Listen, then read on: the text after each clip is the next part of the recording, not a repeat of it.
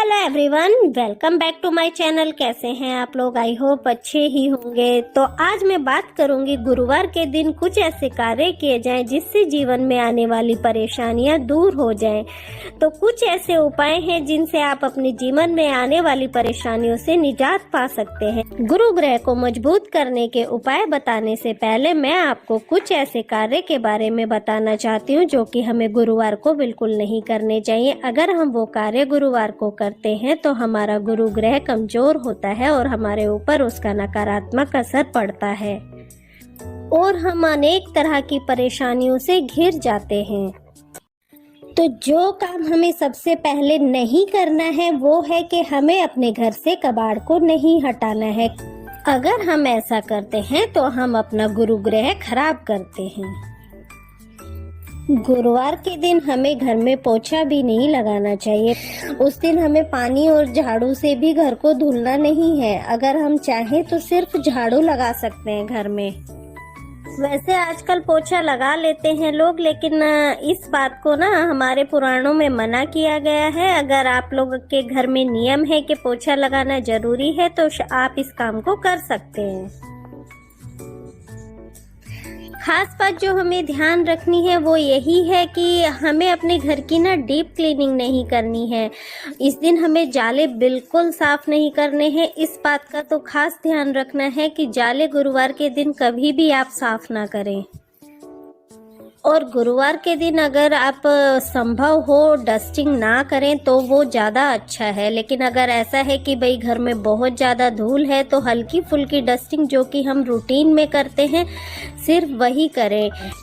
गुरुवार के दिन हमें अपने नेल्स भी नहीं काटने चाहिए। अक्सर स्टूडेंट्स होते हैं जो कि इन बातों को नहीं मानते हैं और वो इन्हें बेकार की बातें कहते हैं, लेकिन इसके दुष्परिणाम उन्हें झेलने पड़ते हैं। उनका पढ़ाई में मन नहीं लगता है क्योंकि जो हमारा गुरु ग्रह है वो पढ़ाई का कारक भी है, तो उनकी पढ़ाई में बाधा आती है। गुरु ग्रह पति का कारक भी होता है, इसलिए किसी भी सुहागन स्त्री को गुरुवार के दिन अपने बाल नहीं धोने चाहिए और न ही कटवाने चाहिए। और अगर ऐसा किया जाता है तो गुरु ग्रह खराब होता है और पति से संबंध खराब होने लगते हैं। आपस में लड़ाई झगड़े होते हैं, तनाव बढ़ जाता है। तो ये तो वो बातें थी जो कि हमारे गुरु ग्रह के कमजोर होने के लक्षण हैं। वो हमने जान लिए हैं कि इसके क्या दुष्परिणाम होते हैं और गुरु ग्रह के कमजोर होने से क्या होता है। तो अब हम आइए कुछ ऐसे उपाय जानते हैं, कुछ ऐसी बातें जानते हैं जिन्हें करने से हमारा गुरु ग्रह मजबूत होता है और हम इस तरह की सारी परेशानियों से मुक्त हो सकते हैं। तो गुरु ग्रह को मजबूत करने के लिए हमें जो सबसे पहला उपाय करना चाहिए वो है कि हमें एक चुटकी हल्दी अपने नहाने के पानी में मिलानी चाहिए और उससे स्नान करना चाहिए। ऐसा आप प्रत्येक गुरुवार को करें तो भी अच्छा है और चाहे तो रोज भी कर सकते हैं। और जिन कन्याओं का विवाह नहीं हो रहा हो तो उन लोगों को हल्दी मिले हुए जल से स्नान रोज करना चाहिए। इससे उनकी लगन खुल जाती है और उनका विवाह शीघ्र होता है। दूसरी चीज मैं आपको बता दूं, आप गुरुवार का व्रत करें या ना करें, लेकिन अगर आपके जीवन में रुपए पैसे की कोई परेशानी है तो आपको एक नियम बना लेना चाहिए कि आपको अपने प्रत्येक गुरुवार को चने की दाल, गुड़ और तुलसी पत्ता मिलाकर भगवान विष्णु को मंदिर में जाकर चढ़ाएं या फिर अपने घर के मंदिर में ही उनकी पूजा करें।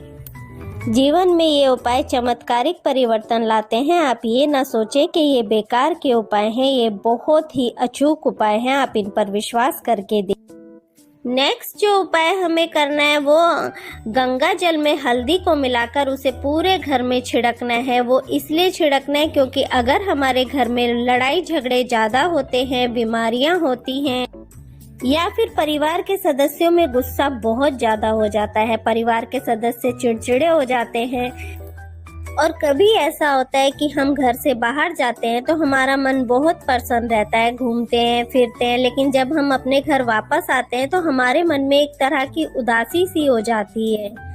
या फिर हम किसी नए घर में जाते हैं तो वहाँ पे हमारा मन नहीं लगता है और मन उदास भी रहता है और साथ ही हमारे घर में परेशानियां बढ़ जाती हैं। तो इन सब का कारण क्या है? इन सब का जो कारण है वो है हमारे घर में जो निगेटिव एनर्जी होती है वो ज़्यादा हो जाती है, और वो इतनी ज़्यादा होती है कि उसका इफ़ेक्ट हमारी लाइफ पर पड़ने लगता है। तो इसके लिए हमें पूरे घर में हल्दी और गंगा जल का छिड़काव करना चाहिए, और इसकी शुरुआत हमें अंदर से करके अपने मेन डोर पर आना चाहिए, और उस मेन डोर के दोनों तरफ इसका छिड़काव करना चाहिए। गुरुवार के दिन केसर का तिलक जरूर लगाना चाहिए। खास तौर पर अगर आप विद्यार्थी हैं या आपके छोटे बच्चे हैं तो आप उन्हें केसर का तिलक जरूर लगाएं। और इससे क्या होता है कि उनकी बुद्धि तेज होती है और लर्निंग पावर उनकी बढ़ती है, एकाग्रता बढ़ती है।